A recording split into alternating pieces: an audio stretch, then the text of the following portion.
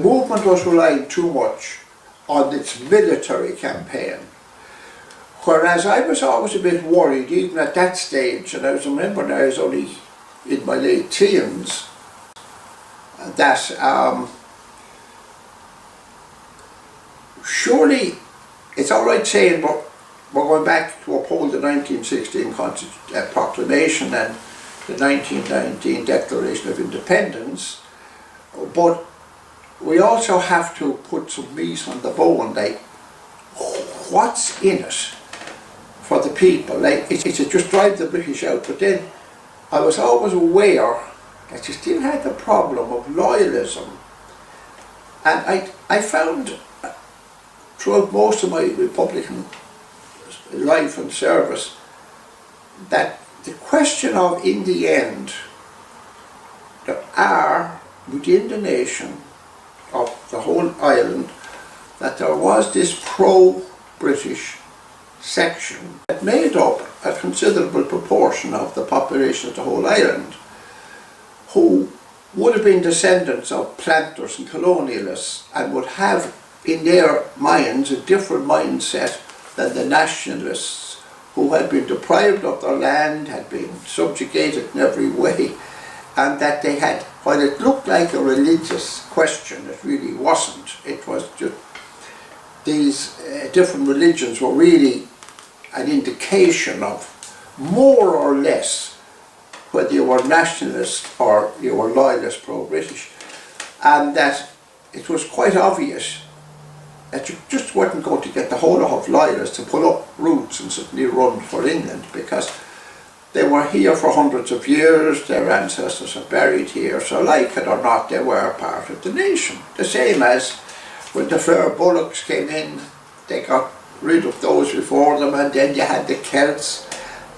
What the Irish people were then and today is a product of the past history into different peoples into the island. So somehow or other we had to have an island that assimilated everybody, but under the terms of the proclamation and the Declaration of Independence, and particularly under Tone's dictum of neither Catholic, Protestant or dissenter, but Irishman people. And that wasn't paid the attention it needed.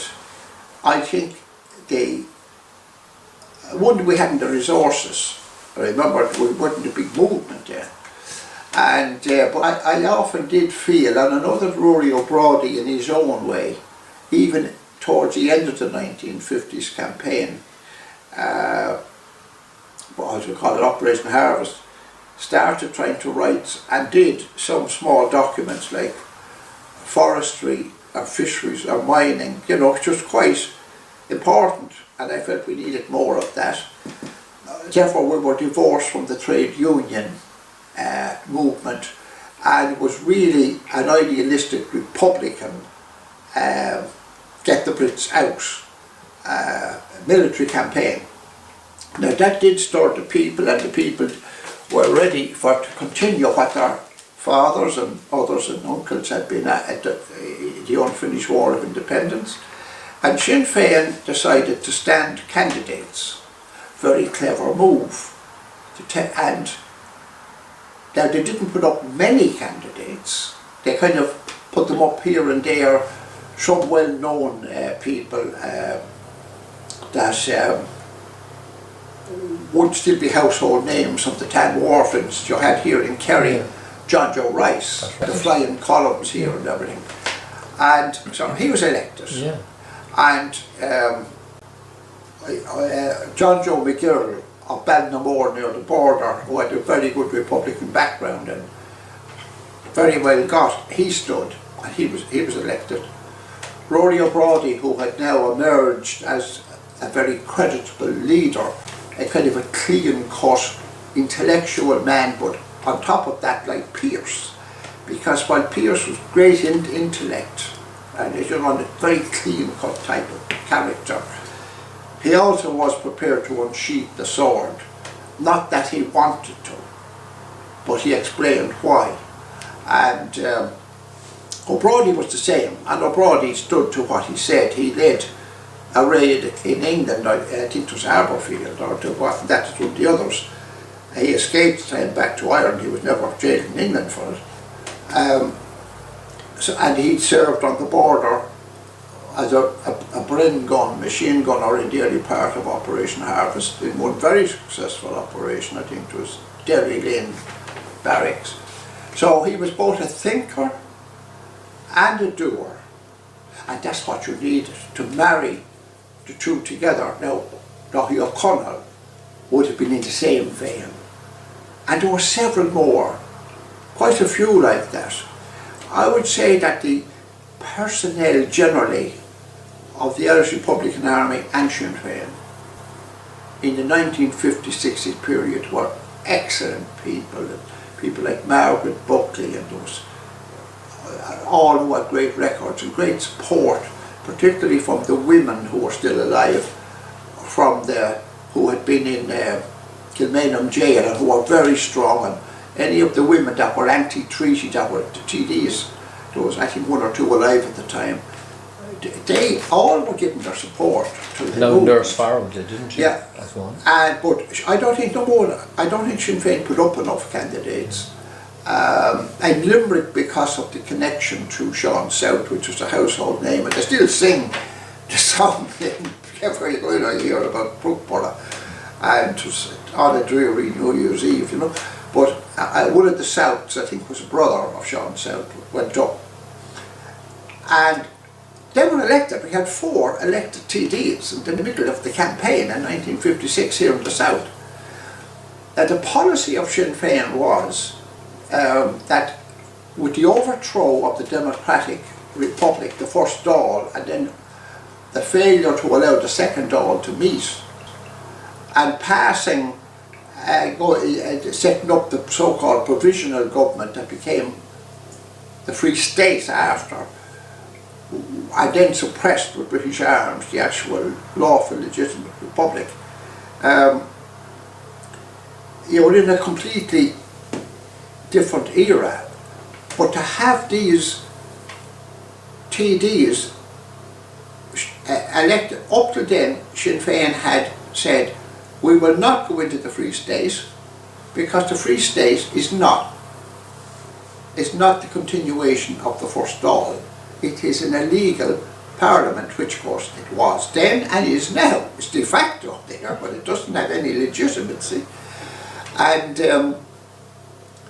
so they abstained. Now, abstention, for instance, in 1924, with the so-called Civil War over, had beaten the Republicans, they still won, I think, 40-something seats. The Free State at the time were shocked. But because they didn't have enough to take over and reverse the thing, they abstained.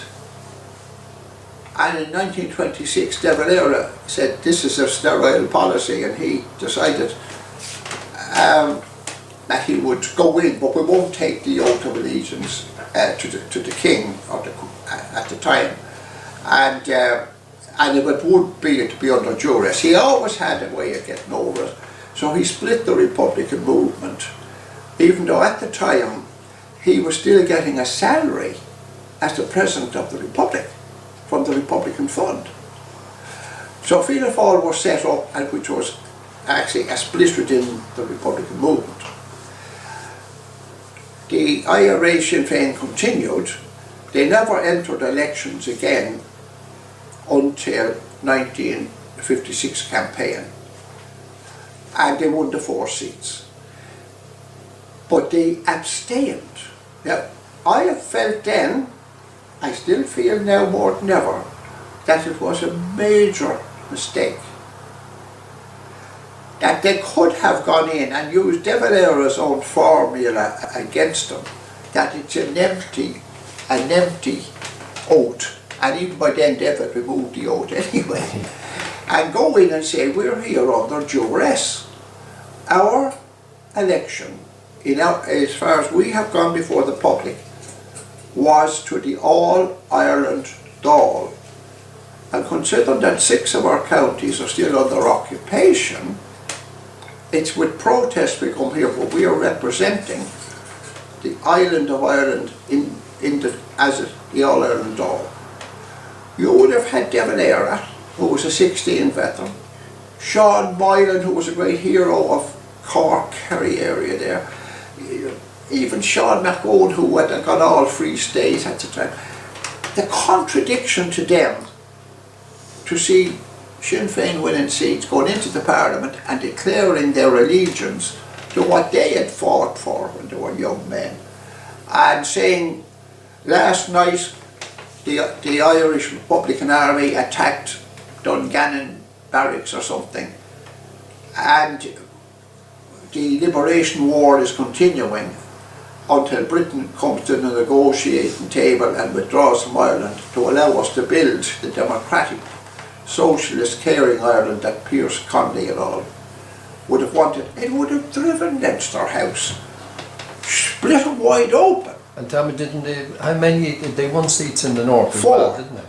And the north, the other side of the border. Oh, in the north they had won 2 seats, yeah, as prisoners. They had Clark, Philip Clark, I think was Mid-Ulster, and you had, was it Tom Mitchell? Yeah, yes, it was. Yeah.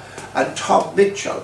Now both of those then were unseated by the British. Oh, how could felons? They couldn't. So they were unseated. It was totally illegal. If they were good enough to be accepted as candidates in the beginning, how could they be elected and then not be? It was totally illegal. Anyway, they never got out of jail or like that, and they were never into, and they were finally, a second election took place for Mitchell's seat. And Mitchell, I don't know how they got him re-entered as a candidate, but he did, and he won the seat again. And they finally had to just change the law that felons couldn't, prisoners.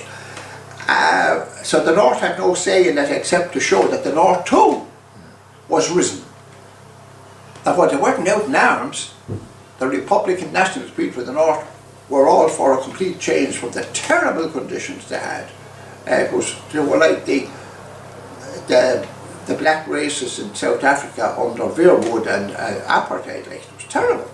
And that's why the last campaign sprung, as you know yourself. Yeah. And in the South, I think the failure of, for principles, reasons of principles, I think the principles strangled the actual cause. I think if those men, and a man like John Joe Rice stood up and said, I see all you other deputies here, my comrades who fought the British, are you going to stab in the back our fighting men and women of today, who were only doing what we did and we never got to finish the job because we were divided with the so-called Civil War, but now we have a chance, our people are with us. They didn't do that. I think that was a major mistake, and they're not having enough public education of the social changes that would come about as well. I think that and the third thing was the active participation of the Free State forces, the Gardaí and the Free State Army, in trying to crush the guerrilla movement, because complete capture of arms at times over the border, wearing down of the prisoners, jailing activists, and that attrition, I think it's called, that attrition was bound to wear the movement down. And it did, and by 1962 it was felt by the leadership that to maintain what armaments were there and the structure, that it was quite clear that the Free State was getting more anti-republican. The British were starting to learn lessons, and everything had got harder, and we were just simply going to melt away eventually. To call, not ceasefire, but they called a unilateral halt to the campaign, but were very clear: dump arms. Now, dump arms didn't mean throw them in the river. Dump arms meant oil them, clean them, and securely put them away in safe dumps until the opportune moment would arise again. So there was very principled, and the campaign officially came to an end in early 1962. Because of that campaign, you had an introspection then all during the 1960s of what could we have done differently? And that's where a division started coming from the early 60s on, where some of the people, particularly people like Cathal Golding, and at the time Seamus Costello and Mick Ryan and several more, had become more and more involved with studying Connolly. And I think I could use the word infiltrated, maybe not purposefully but factually, by people who had formed in England a kind of a think tank, the Wolf Tone Club, and they were kind of quite serious intellectuals in it. And but one or two of them were very, very far left, almost to the point of being extreme Marxist. And they wanted to impose this on the root of the Republican movement. And in a way, I could see that they had a point. That's what had been lacking in the '56 campaign. Yes, we needed the fighting men, and we needed the army, but we also needed the thinkers, the socialists. We needed to make it more of a people's war of liberation. But it's like anything, it's like a clock. The pendulum swings, and if someone swings a pendulum, it swings too wildly for a while till it finally settles into its groove. So all the 60s was a kind of a swinging pendulum, and what became the official side of the movement, and they called it official just to identify it from the provisional side. There's a split did come in '69 over this. They veered away in different directions, but in fact they should have been veering into themselves. So unfortunately those who became the officials started trying to get rid of the army, that they'd win it all by politics. A bit of a dream, because dealing with very conservative, traitorous, ingrown parties like Fine Gael, Fianna Fáil and even Labour, you're never going to win on a constitutional front, because they got quite big. They did win a lot of seats. The Workers' Party, did they win about 8? They had about 8 TDs. At first. Yeah. Yeah, but that's about as far as we're going to go. And it was only on the basis that they weren't involved in any militancy whatsoever. And the contradiction of that was, now I fell into between the two camps at the time for actions we took. I think you covered that before. We tackled the Brave Border, or we continued actions. I don't regret it. I think we're absolutely right. It was not intended to be a challenge, but to a continuation of the liberation struggle. And but it gave me many years of great hardship because of it. And eventually Golding and them went off as the officials, and when the North blew after the civil rights, and the civil rights were set up by people, some of them Republican, who had been through the 50s and realised you needed the people. So they started on the housing agitation, and then people like John Hume and others who would not be military men, but at the same time they wanted a different North, a fair North. So the civil rights movement grew, and you had people like Bernadette McAlliskey and the People's Democracy and all that. And the whole thing became something like fired up by the flower power generation of the 1960s. And we shall overcome. So in France, in the different countries, there was this whole new thing. It affected Ireland to a degree as well. And the civil rights took off, and of course the Stormont government could not, the Northern government could not allow this to continue, because the Orange state was built upon bigotry and sectarianism and favouritism. And the North would not be a loyalist Orange state as they wanted it if the civil rights got what they wanted: equal rights, equal opportunities, same rights to housing, etc. So when they marched for this, which was very simple demands, they were attacked at Burnhall, at Bridge and other places, battened and savaged. And out of that came the resistance when the loyalists mobs and so-called paramilitaries, UVFs and all this, resurrected themselves and took it as a challenge to them, and they attacked in Bombay Street and Short Strand in Belfast and other parts of the north, burnt out hundreds of houses. Some people were killed. There was an exodus over the border of thousands for a while. It was like a war zone in 69, 70, and of course the IRA were practically non-existent. And to see that time you're talking about and the divisions and splits in the late 60s, Yeah. is that how Sarah and people like that, did they come out of that? Were they people Yes, that, in the late 60s it could be seen that there was a definitive move to the extreme left, but not bringing with them the army, if anything, trying to decry the army completely. And even though I wouldn't say I was any great genius in politics, I even realised in the 60s that you needed certain military operations, one, to highlight the thing, two, to stop bad things happening.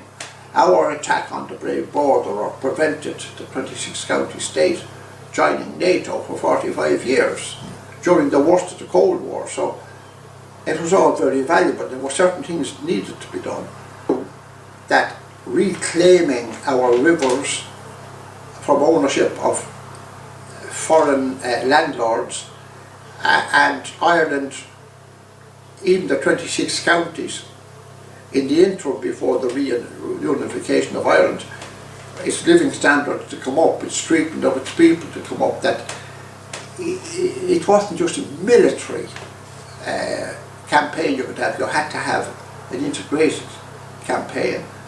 But that unfortunately the officials, the name they became known as after was the Stickies. How that happened was the Easter lily, like I wear here, was used to be in paper, they still are, and a pin, dressmaker's pin, put them on. And they decided to go modern, and they, one Easter, they went to the printer, sitting about 1966 or 67 period, and they ordered their lilies, but the ones you see now at every collection stick on, you know, the sticky back. Yeah. Whereas with the split had come between what they called Sinn Féin and the IRA had split, and you had the official IRA and the official Sinn Féin, but basically fronted by Cathal Golden and people I named earlier, and the provisional Sinn Féin IRA by Rory O'Brien, Dahi O'Connell and others, really known figures, and they wouldn't utilise the sticky one thing, so they stuck with the traditional pin. So the name Stickies to the present day is still used as a form of derogatory thing, those who are off in theory but they don't get down to the nitty gritty, because it needs a combination of both. And so we kind of blundered, unfortunately, back up to a new campaign in 1969-70, and then through the 70s and the 80s to the 90s.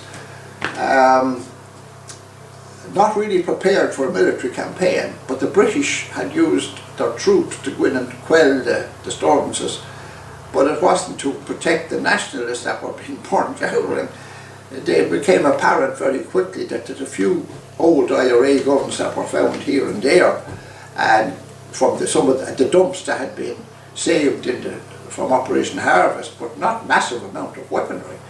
There were motor cars in Belfast rushing from one point to another with maybe a submachine gun, and being seen at one corner, next minute the same gun is 5 miles away somewhere. And the Loyalists and British thought they had a lot more weapons, which was bluff for a long time, but they did defend the nationalist communities from massive attack from Loyalist mobs. There was deaths, and some Loyalists were shot on the attack as well, so it was really a provoked war by the British. In fact, I think the first British soldier killed was actually killed by a Loyalist gunman who resented the British troops even trying to be semi-neutral in the thing. And eventually the British raided the falls, to gather up all IRA, Irish national. A lot of people weren't in the IRA, that ex-British servicemen that had some kind of a training, got hold of an odd gun, and they went out as the defence forces. The IRA were not orchestrating it, and the people to the present day trying to say that, oh, they launched a murderous campaign in the north.